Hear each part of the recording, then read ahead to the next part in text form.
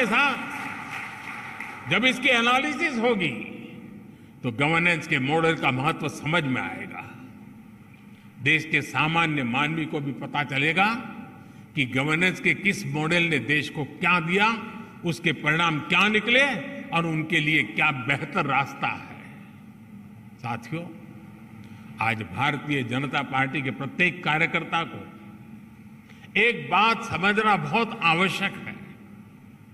देश इस समय जिस कालखंड से गुजर रहा है वो तेज विकास के लिए बहुत अहम है। ये अमृत काल ये सिर्फ शब्द समूह नहीं है, ये धरती की सच्चाई है। 140 करोड़ देशवासियों के दिलों की धड़कन है।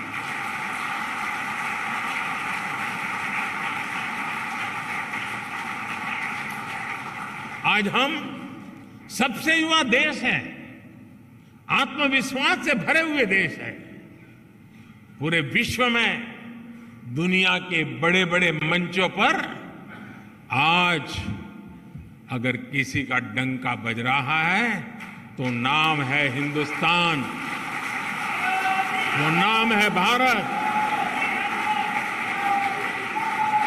ऐसे में देश के भीतर बैठी और देश के बाहर बैठी भारत विरोधी शक्तियों का एकजुट होना स्वाभाविक है। ये शक्तियां किसी भी तरह भारत से विकास का एक कालखंड छीन लेना चाहती है। आज भारत का सामर्थ्य अगर फिर बुलंदी की तरफ जा रहा है तो इसके पीछे हमारी एक मजबूत नींव है। ये नींव हमारी संवैधानिक संस्थाओं की है, हमारे कॉन्स्टिट्यूशनल इंस्टीट्यूशंस की है। इसलिए आज भारत को रोकने के लिए हमारी इस नींव पर चोट की जा रही है, संवैधानिक संस्थाओं पर प्रहार किया जा रहा है, उन्हें बदनाम करने का अभियान छेड़ा जा रहा है। उनकी क्रेडिबिलिटी, उनकी विश्वसनीयता खत्म करने की साजिश की जा रही है। जो लोग भ्रष्टाचार में लिप्त हैं उन पर जब एजेंसियां कार्रवाई करती हैं तो एजेंसियों पर हमला किया जाता है। जब कोर्ट कोई फैसला सुनाता है तो कोर्ट पर सवाल उठाए जाते हैं, न्यायिक प्रणाली पर हमले होते हैं। आप सब देख रहे हैं, कुछ दलों ने मिलकर भ्रष्टाचारी बचाओ अभियान छेड़ा हुआ है।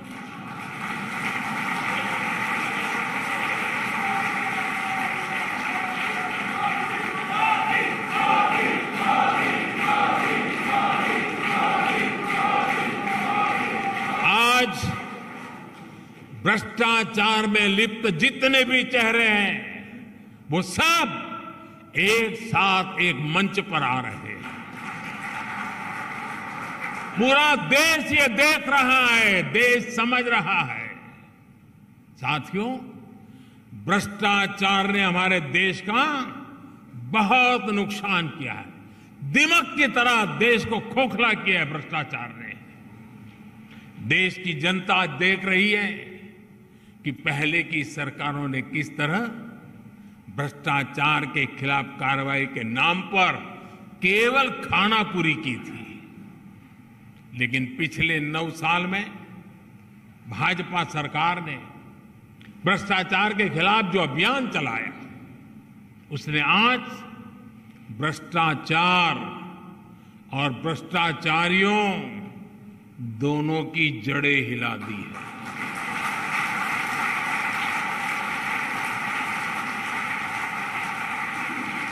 ये इस बात का प्रमाण है कि जब भाजपा आती है तो भ्रष्टाचार भागता है।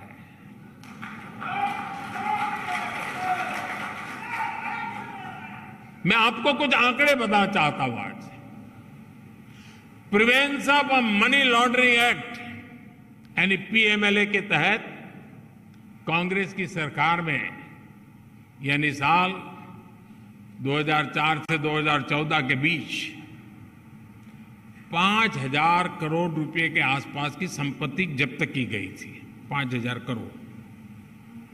इसी एक्ट के तहत पिछले 9 वर्षों में भाजपा सरकार ने 1,10,000 करोड़ रुपए से ज्यादा की संपत्ति जब्त की है।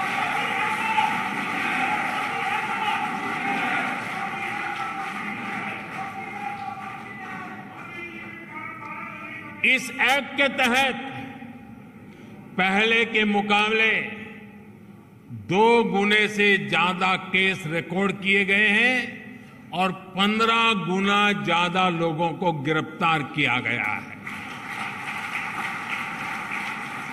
हमारे यहां कुछ लोगों ने कांग्रेस शासन के दौरान बैंकों को जमकर के लूटा। बैंकों का करीब 22,000 करोड़ रुपए का नुकसान करके ये लोग विदेश भाग गए।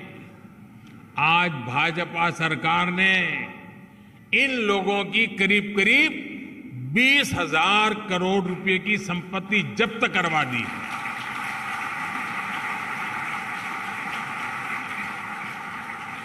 प्रिवेंशन ऑफ करप्शन एक्ट के तहत पिछले 9 वर्षों में सीबीआई ने लगभग 5,000 केस दर्ज किए हैं। बीजेपी सरकार में भ्रष्टाचार के आरोपों से घिरे हुए सैकड़ों बड़े अधिकारियों को संविधान दिखाया, सरकार के नियम दिखाए और उनको जबरन रिटायर किया गया है, घर भेज दिया गया है और उनके खिलाफ कार्रवाई की गई है। साथियों, आजादी के 7 दशकों में पहली बार भ्रष्टाचार पर इस तरह की चोट हो रही है। पूरे देश की जनता आज भ्रष्टाचारियों पर हो रही कार्रवाई से खुश है। आपकी यही जानकारी है ना?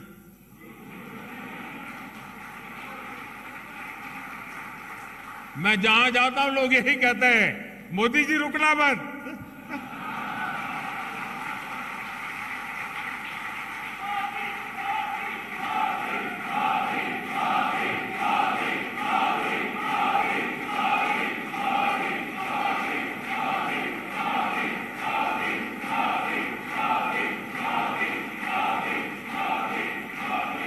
आज हर देशवासी समझता है भ्रष्टाचार रुकेगा तभी देश आगे बढ़ेगा।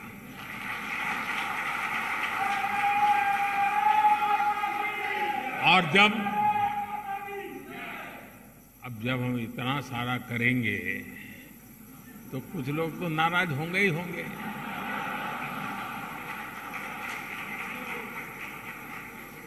वो अपना गुस्सा भी निकालेंगे,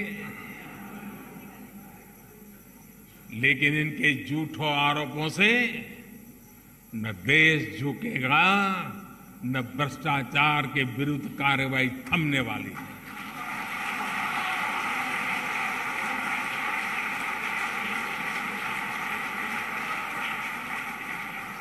साथियों, आपको याद होगा कांग्रेस के नेता कभी कहा करते थे, जनसंघ के जमाने में बड़े बड़े नेता कहते थे जनसंघ को जड़ से उखाड़ कर फेंक देंगे। ये उनके बड़े बड़े नेता बोलते थे जी। और आज की कांग्रेस कहती है कि मोदी तेरी कब्र खुदेगी। जनसंघ को मिटाने की, भाजपा को मिटाने की अनेक बार साजिशें हुई और ये तो वो लोग हैं जिन्होंने मुझे भी जेल में डालने के लिए क्या क्या जाल नहीं बिछाई, लेकिन वो पूरी तरह नाकाम रहे।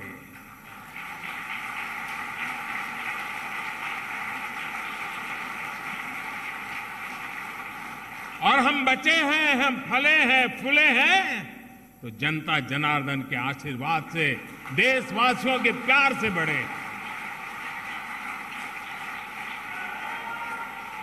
देशवासियों का अपार प्रेम, यही तो हमारी पूंजी है, यही हमें समर्थन देता है, यही हमें शक्ति देता है। देशवासियों के आशीर्वाद से हम आगे बढ़े हैं, बढ़ रहे हैं और बढ़ते ही रहेंगे।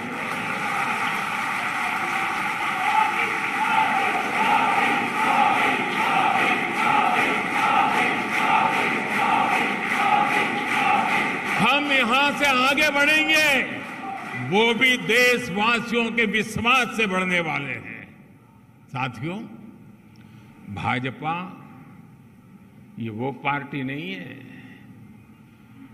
जो अखबारों से, टीवी स्क्रीन की चमक से पैदा हुई हो। ये भाजपा ट्विटर हैंडलों और यूट्यूब के चैनलों से पैदा नहीं हुई है। ये भाजपा अपने कार्यकर्ताओं के त्याग तपस्या से बनी हुई है। भाजपा जमीन पर काम करके आगे बढ़ी है। भाजपा गांव में, खेत खलिहानों में गरीबों के साथ कंधा से कंधा मिलाकर तप करके आगे बढ़ी है। मुझे बहुत सारे लोग कहते हैं, अरे मोदी जी अब सत्ता मिल गई, 2 बार प्रधानमंत्री बन गए, अभी भी क्यों इतना दौड़ते रहते हो, क्यों भागते रहते हो? अरे कभी तो मौज करो, आराम करो। लेकिन उन लोगों को पता नहीं है, बीजेपी कार्यकर्ता की नियति आराम करना, बैठना, मौज करना हो नहीं सकती। भाजपा के कार्यकर्ता के लिए देश की आशाएं, लोगों की आकांक्षाएं, उनके सपने ही उसकी ड्राइविंग फोर्स होती है। इसी के लिए भाजपा कार्यकर्ता दिन रात दौड़ता है, भागता है, काम करता है, वो रुक